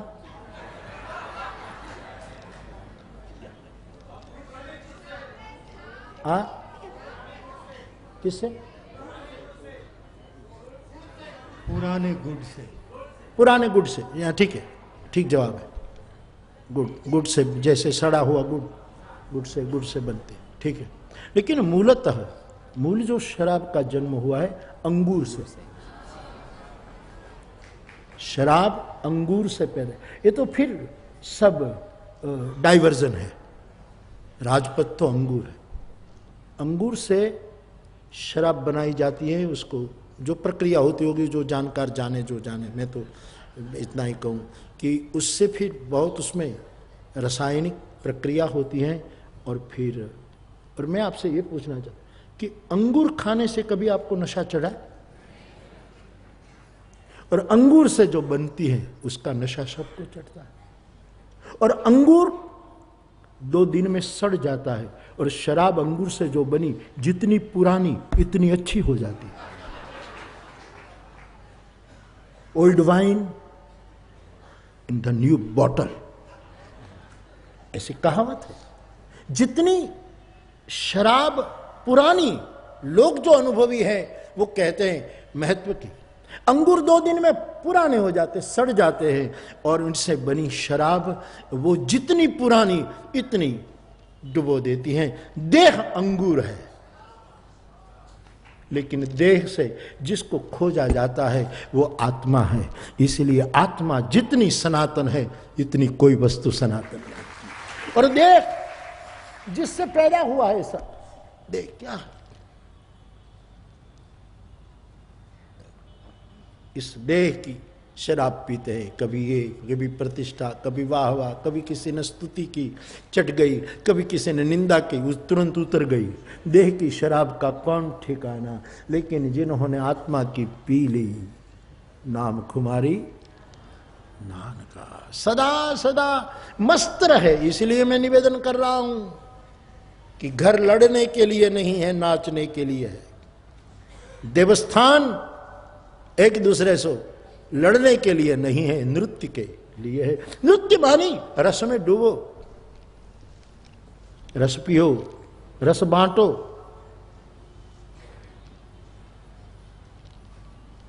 सूफी संतों ने यही आत्म शराब पी थी।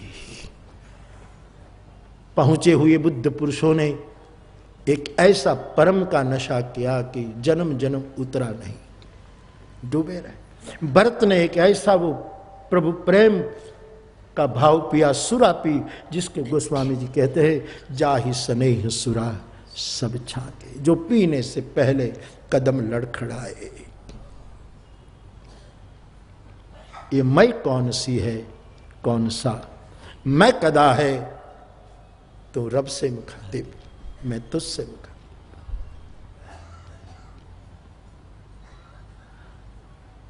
तो ये नाचने का काल है, ये प्रेम युग है। कलयुग भूल जाओ, अब बहुत हो गई कलयुग की बातें, छोड़ो। आदमी आविष्कार करे नए युग का, सृजन करे नए युग का। तो जप करने वाला ये न सोचे कि मैं जप कर रहा हूं, वो तेरा जप कर रहा है। हमको पता नहीं है, कबीर को पता लग गया था, इसलिए उसने उद्घोषणा भी कि पीछे पीछे हर फिरे कहत कबीर कबीर। भगवान मेरा नाम जपता है। माला जपोन कर जपो, जिह्वा जपोन राम, सुमिरन मेरा हरि करे, मैं पावा विश्राम। हरि मेरा सुमिरन कर रहा है, परमात्मा मेरा कीर्तन कर रहा है। ये यथामाम प्रप, इस न्याय से रामचरितमानस में गोस्वामी जी कहते हैं, भरत सरिस को राम स्नेही, और स्नेह को तुलसी ने सुरा कहा है, जाहि स्नेह सुरा सब छाके। और शराब पीने वाला शराबी और स्नेह की सुरा पीने वाला स्नेही। तो तुलसी क्या कहते हैं, भरत सरिस को राम स्नेही, अजग जप राम, राम जपु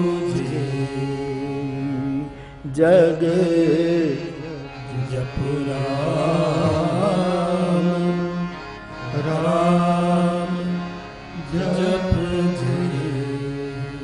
तो इस सापेक्ष है बाप, वो फरमाता है याद, तो फिर हम उसको याद करते हैं। ये प्रेम यज्ञ है। इसीलिए राम जी मंदिर की प्रतिष्ठा के समय शहनाई के बादशाह ने बजाई थी उत्पल का, और सदैव मुस्कुराते रहते बजाते थे।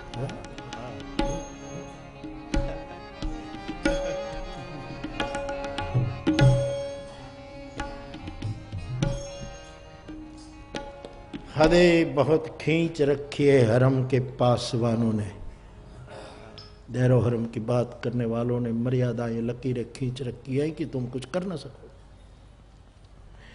मुजरिम हुए बिना पैगाम पहुंचा नहीं सकता। यहाँ गुनेगार बनो तभी संदेश दिए, यहाँ शर्मत को चढ़ा दिया, यहाँ जीसस को चढ़ा दिया, यहाँ किसी को जहर, क्योंकि मुजरिम बने बिना पैगाम नहीं पहुंचाया गया। हदे वो खींच रखी है हरम के पासवानों। देखिए साहब, कड़ा रुख लिए शायर खड़ा हुआ कि मुजरिम ही बिने मैं पैगाम पहुंचा भी नहीं सकता। शायर कहता मुझे गाने की इच्छा है लेकिन गा नहीं सकता, मुझे बजाने की इच्छा है लेकिन बजा नहीं सकता।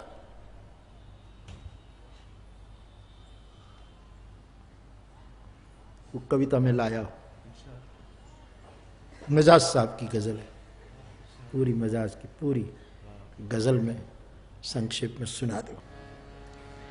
मैं, शायर कहता है, मैं आहे भर नहीं सकता कि नगमे गा नहीं सकता। क्या पाबंदियां लगी है कर्मकांड के नाम पर, धर्म के नाम पर, विधियों के नाम पर। तुलसी ने सभी विधियों को छोड़ दी। भाई को भाई अनक आलस, नाम जपत मंगल दिशी। 10 मैं आहें भर नहीं सकता कि नगमे गा नहीं सकता, सुकून लेकिन मेरे दिल को मुयस्सर आ नहीं सकता। शांति नहीं मिल सकती, सुकून। कोई नगमे तो क्या, अब मुझसे मेरा साज भी ले लो। मेरा गीत तो छोड़ो, मेरा बाजा भी ले जाओ, मेरा साज भी ले जाओ। कोई नगमे तो क्या, अब मुझसे मेरा साज भी ले लो।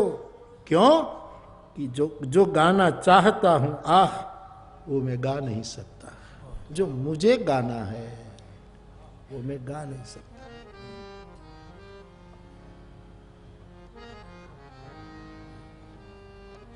शुरू के 25 वर्ष मुझे जो गाना था वो मैं गा नहीं सकता। सभा को कैसा लगेगा, जमाने को कैसा लगेगा, लेकिन मेरे मन में जो दबा था, अब किसी की परवाह किए बिना मैं गा रहा। 25 साल की पहले की कथाएं तो मैं न बहुत हंसाता था, न कोई मेरी कोई ऐसी कोई वो, तब भी एक मजा थी। लेकिन अब कई लोग मुझे कहते, बापू अब फिल्म की पंक्तियां गा लेते हैं, तो कई लोग के नाक सिकुड़ जाते हैं। वो शूर्पणखा है, कोई लक्ष्मण से उसकी मुलाकात करवा दो। वो नमनाक नहीं है। मेरी सभा में वो एंटर हो जो नमनाक है, जो भीगी आंखें लेकर आते हैं। कोरी आंख वालों को यहां प्रवेश नहीं। तुम्हारा कलेजा भिगा हुआ हो तो आओ इस महफिल में। बीज पनपता है, अंकुरित होता है जब जमीन गीली होती है। कलेजा जिसका गीला नहीं, वहां कोई लाख सूत्र का बीज डाले पनपता नहीं। इसलिए अपनी भूमि तैयार करके आओ।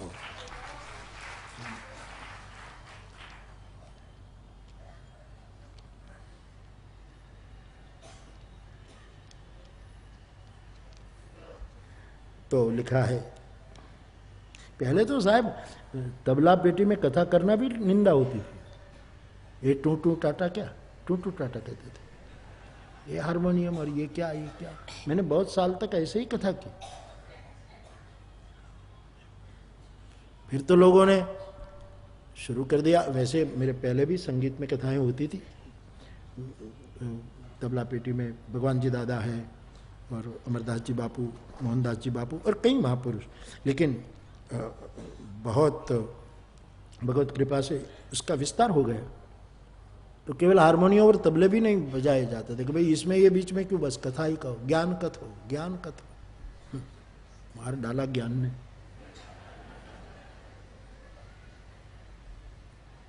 और मेरी बात जो बड़े बड़े ज्ञानी है ना, उसको भी छू तो सकती है, लेकिन उसका अहंकार नहीं टूटता, इसलिए आलोचना करते हैं।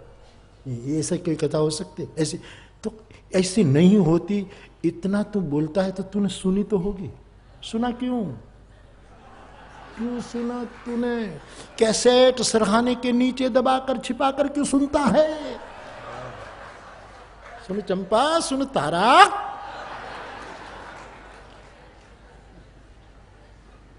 आपको पता कैसे लगा कि बापू ऐसे गा रहे? तुमने सुना होगा, माहिती ले ली होगी, फिर आलोचना करते होगे। करो,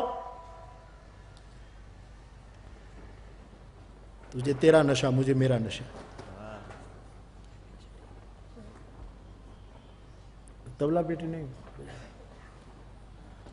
और दृष्टांत देते थे, डोंगरे बापा तबला पेटी। अरे डोंगरे बापा ये ब्रह्मलीन पूज्यपात, उनकी अपनी अदा थी साहब। यहां दूसरा कोई दूसरे जैसा हो ही नहीं सकता। मुझे तो कितनी में शुरू में कथा शुरू मैंने की तब कितनी सलाह, उस समय डोंगरे बापा अद्भुत महापुरुष साहब, हाँ, जिन्होंने भागवत को छोटे से कमरे से निकालकर मैदान में रख दिया, सभी बंधनों से मुक्त कर दिया ग्रंथ ने, कि वैश्विक रूप में जिसकी प्रस्तुति बापा ने की। लेकिन बापा की अपनी रीत थी। साहब मैं क्या कहूं, मैं 2-4 बार बोला हूं, मुझे ऐसी सलाह मिलती थी शुरू में, क्योंकि भागवत के क्षेत्र में बापा, कृष्ण शंकर दादा आदि आदि, लेकिन डोंगरे बापा ने बहुत विस्तार कर दिया था। और रामायण के क्षेत्र में तो जैसे जैसे कृपा बढ़ी, और मुझे इसका आनंद है बेटे, मुझे बहुत आनंद है कि बापा के पास, डोंगरे बापा के पास कोई राम कथा लेने जाते तब वो कहते राम कथा करानी हो तो मुरारी बापू के पास चले जाओ। ये बड़े स्नेह लघुन पर करही, ये बड़ों की महिमा है कि वो ऐसा बोलते थे, ये मैं उसका साक्षी हूँ। और लोग मेरे पास आते थे कमिटी कि बापा के पास गए थे तो कहा कि बापू से मिलो। हम बन सकते हैं डोंगरे बापा के, और बनना धर्मांतर नहीं है, मैं रहूं।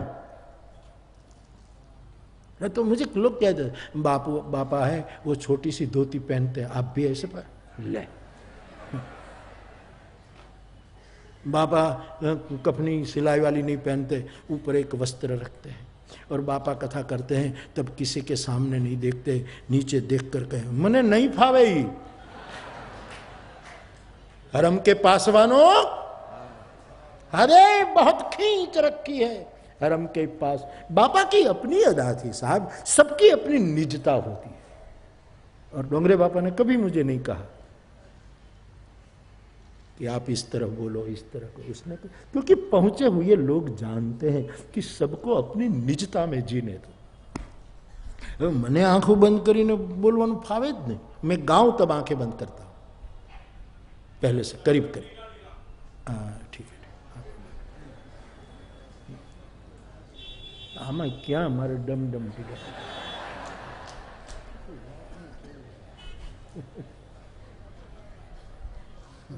कोई भी बोल सकते, क्योंकि मेरे ही पिलाए हुए हैं सब, पिलाई है मैंने, तो जाऊं किसको कहूं। अच्छी बात है, धन्यवाद आपका प्रस्ताव ठीक है, समय पर सोचा जाएगा।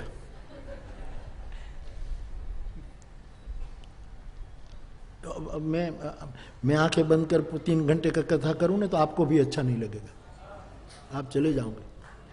और मुझे डर है कि मैं आंखें बंद कर बोलूं और कोई न रहे तो सावधान रखो कि नहीं अब बैठे, कोई गई नहीं, कोई बैठे, मुझे ये देखना पड़ता। तो क्या पता हम 5-6 हाथ चले और तुम चले जाओ। अरे अब तो अच्छा है साहब, कथा ने क्रांतियां की हैं कि यजमान लोग, व्यवस्थापक लोग, कथा के आयोजन करने वाले भी कथा सुनते हैं। बाकी पहले कथा कर देते हैं, बस कथाकार वांचता है और कहीं घूमते हैं, मानो एक मजदूर को बैठा दिया। और कभी किसी को पूछो कि आपने कथा बिठाई, आप तो नहीं सुनते कि नहीं, महात्मा है ना वो सच ही बोलता है, वॉच रखने की जरूरत नहीं है। सोचो तो, कथा ने नए वस्त्र परिधान किए, हर रूप में कथा नर्तन कर रही है। हे लहद, तेरी मिट्टी से कह दे कि दाग लगने न पाए कफन को। ऐ लहद कब्र, ये लहद तेरी मिट्टी से कह दे कि दाग लगने न पाए कफन को, क्योंकि आज ही हमने पहने हैं कपड़े, आज ही हम नहाए हुए हैं। रोज नया रूप धारण करती है भगवत कथा। गंगा रोज नहीं होती, कथा गंगा है, गंगा रोज नहीं होती है, प्रतिपल नहीं होती। आप मैं कहो तो प्रयोग करूं कल, आंखें बंद कर बोलो। तुलसीदास जी ऐसा कह रहे हैं। फिर मंगल मूर्ति का ऐसा अर्थ होता है, उसका वर्णार्थ भी होता है, शब्दार्थ होता है, वाक्यार्थ होता है, पदार्थ होता है। 3 घंटा करूं तो अब मेरे से आप अभ्यस्त हो चुके हैं। सबकी अपनी निजता होती है। बापा की निजता थी। बापा का स्मरण कर रहे हैं डोंगरे बापा का, तो 1-2 मिनट उनका कीर्तन कर ले, उनकी शैली में, उनकी जो, ये नकल नहीं है, अंजलि है। नकल कभी किसी की मत करो, यह अंजलि है, श्रद्धा समर्पित की जाए एक भागवत के महान ब्रह्मलीन महापुरुष को।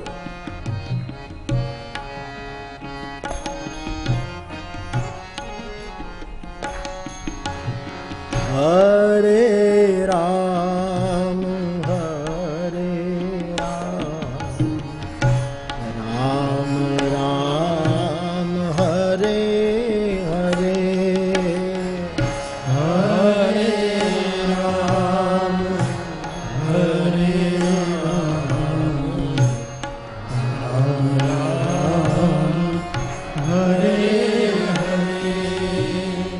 अरे बापा बराबर है ना, इसीलिए मैं बोलता इनको ज्यादा अनुभव है।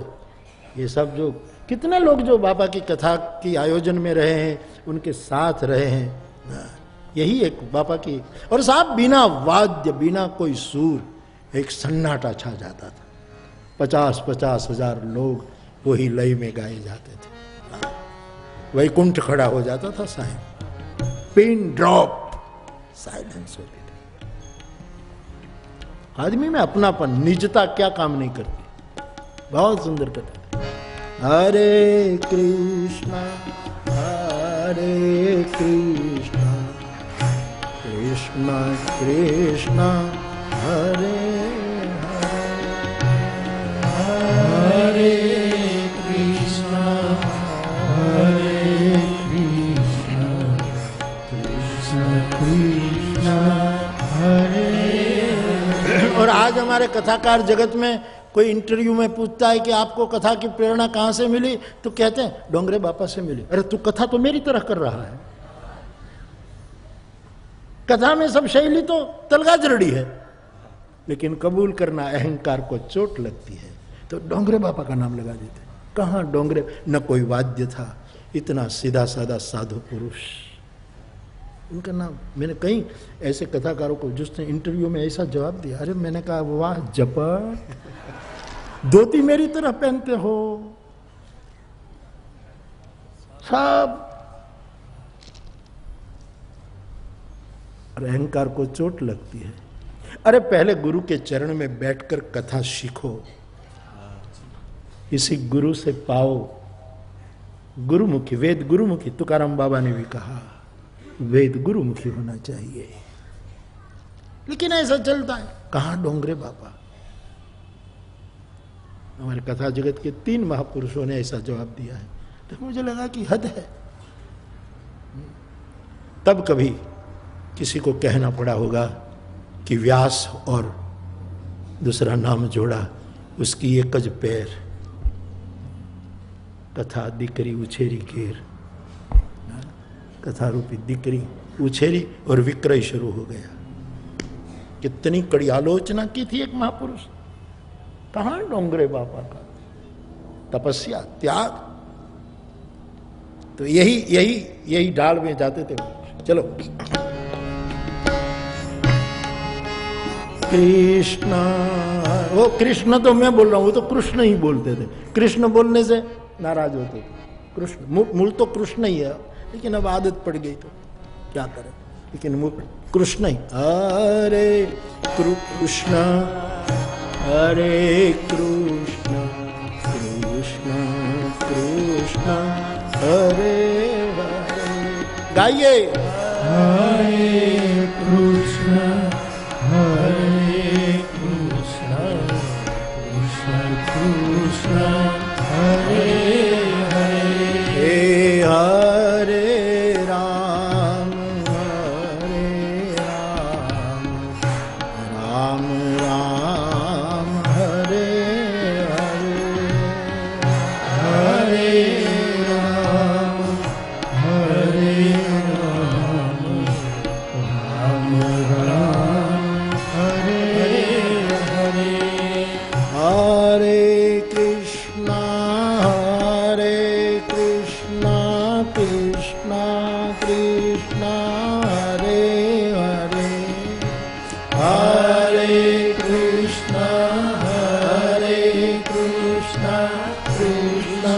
कृष्ण हरे हरे हरे राम राम राम हरे हरे हरे राम राम राम हरे हरे। और एरोप्लेन जब टेक ऑफ होता है ना तो निश्चित अंतर रनवे पर काटते अपने आप ऊपर उठ जाता। डोंगरे बापा का कीर्तन धीरे धीरे धीरे धीरे गति लेता था। हाँ, એને વગાડતા વગાડતા આમ ન કેવું પડે, ડબલ માર એમ ન કેવું પડે, એમ ના એક નિશ્ચિત समय जाता कीर्तन हम टेक ऑफ होता था और इतना जम जाता था कीर्तन। हरे कृष्ण वाला कीर्तन और दूसरा श्रीमन नारायण नारायण, दो ही कीर्तन उनके मुख से। तो बापा की अपनी निजता, सबकी अपनी निजता होती है। तो मुझे तो बहुत सलाह मिलती, मैंने जो सबकी सलाह मानी होती ना तो आप मुझे सुनने ही नहीं आते। कितनी, अरे खाने तक सलाह देते थे, मग ही खाओ, मुग खाओ। अरे मारी नाखो से तुम्हारा मुग खवड़ाई, ये बापा तपस्वी, मुग खा, मुग का पानी। जांबू खाओ, बापा काला जांबू खाते थे, ज्यादा प्रिय थे काला। इसके फोटो भी हाथ में काले जांबू के, डोंगरे बापा। बस बापा जितनी बार नहाते हैं इतनी बार नहाओ। ले, यहां कोई किसी की तरह नहीं हो सकता, सबका अपना निज एकम होता है, ऐसे जियो, किसी की तरह मत हो। तो सलाह, लेकिन दुनिया की सुनने से तुम्हारी मस्ती खो जाएगी, तुम अपनी निजता में नहीं रह पाओगे। इसलिए मजाज कहते हैं, कोई नगमे तो क्या अब मुझसे मेरा साज भी ले लो, जो गाना चाहता हूं आह वो मैं गा नहीं सकता।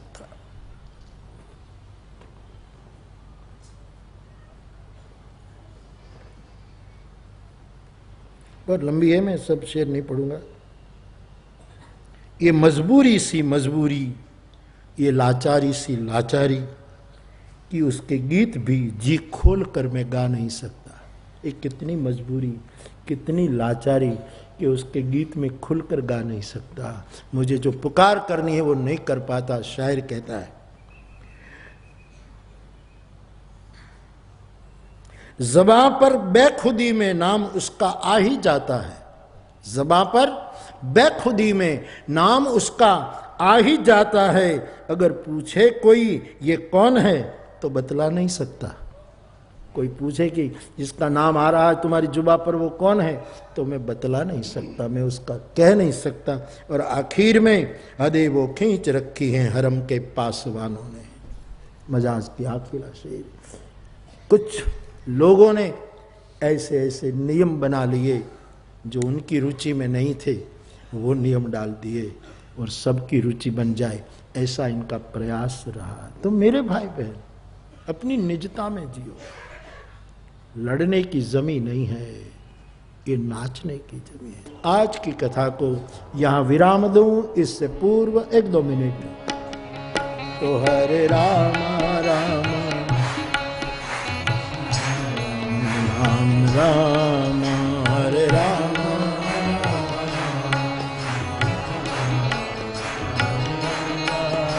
हरे राम राम राम सीता राम राम राम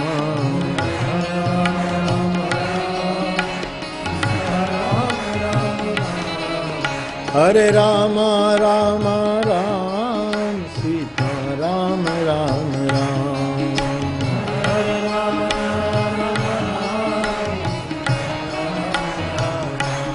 हे हरे राम राम राम सीता राम राम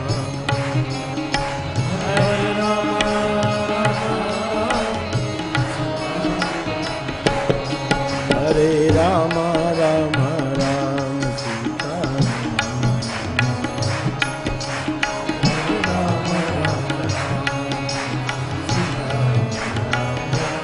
हरे राम राम राम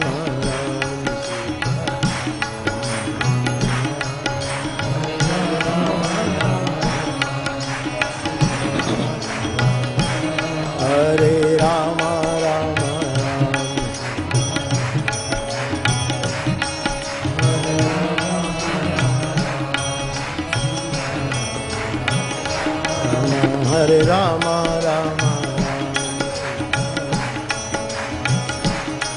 Hare Rama